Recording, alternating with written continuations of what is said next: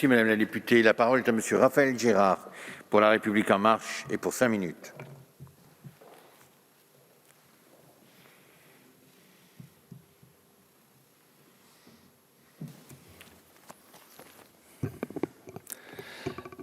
Monsieur le Président, Monsieur le Ministre, mes chers collègues,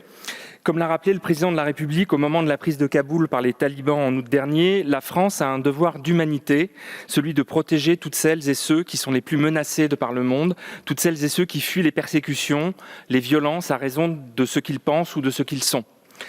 Dès le début de cette législature, le gouvernement et les députés de la majorité ont pris la question du droit d'asile à bras-le-corps et ont veillé à ce que notre pays puisse tenir son rang de patrie des droits humains. Cette volonté s'est d'abord traduite dans un contexte de hausse inédite des demandes dans le sillage de la crise migratoire de 2015 par des efforts de sincérisation des budgets et une hausse sans précédent des moyens alloués à l'OFII et à l'OFPRA. Nous avons ainsi affiché un cap clair, celui de mieux accueillir celles et ceux qui en ont besoin.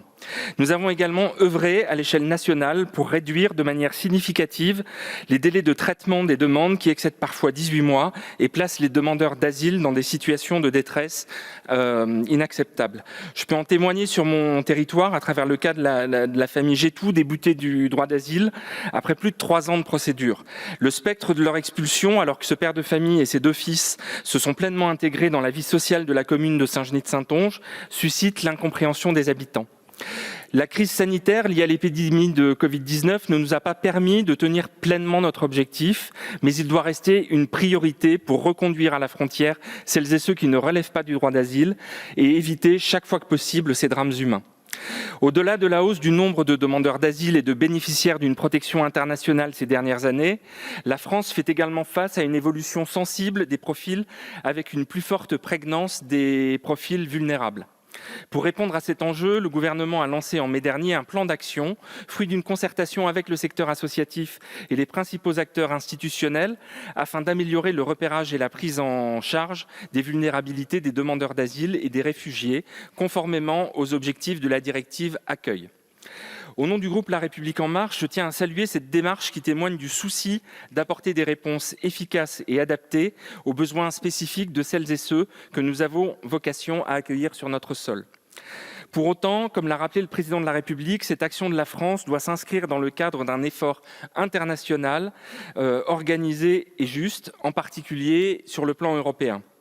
Face aux défis du dérèglement climatique qui s'accompagnent de situations de conflit et de déstabilisation géopolitique, la France et l'Europe sont susceptibles d'être exposées à une intensification de ces flux migratoires. Cette perspective laisse entrevoir chez certains de nos voisins européens une tentation de repli ou de renoncement à nos valeurs fondatrices. En témoigne l'édification de murs en Hongrie et demain peut-être en Pologne.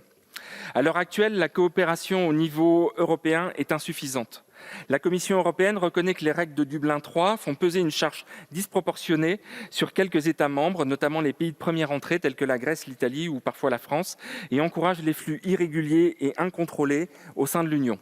Ces règles entraînent à la fois des difficultés opérationnelles en matière de transfert pour les États membres, ils ne sont exécutés que dans 11% des cas aujourd'hui, mais également de nombreuses violations des droits fondamentaux des demandeurs d'asile,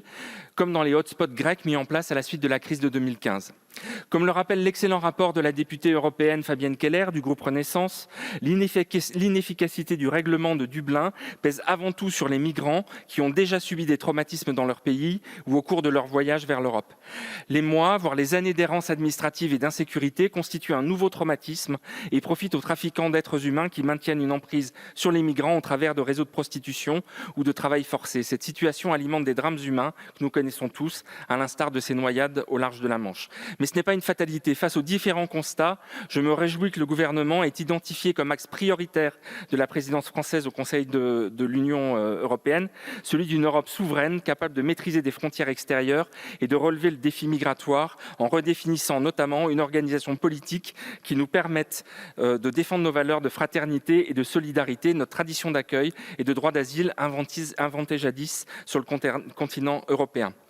En attente d'une refonte complète du pacte asile-immigration, la présidence française de l'Union européenne constitue donc une occasion unique pour initier un dialogue régulier et institutionnalisé sur la problématique de l'asile et de poser les premières pierres d'une nouvelle gouvernance européenne dont les objectifs devront permettre d'harmoniser nos règles en matière d'asile et d'accompagnement des réfugiés, de mettre en place des procédures plus simples, plus cohérentes et d'intégrer des mécanismes de solidarité visant à éviter les jeux non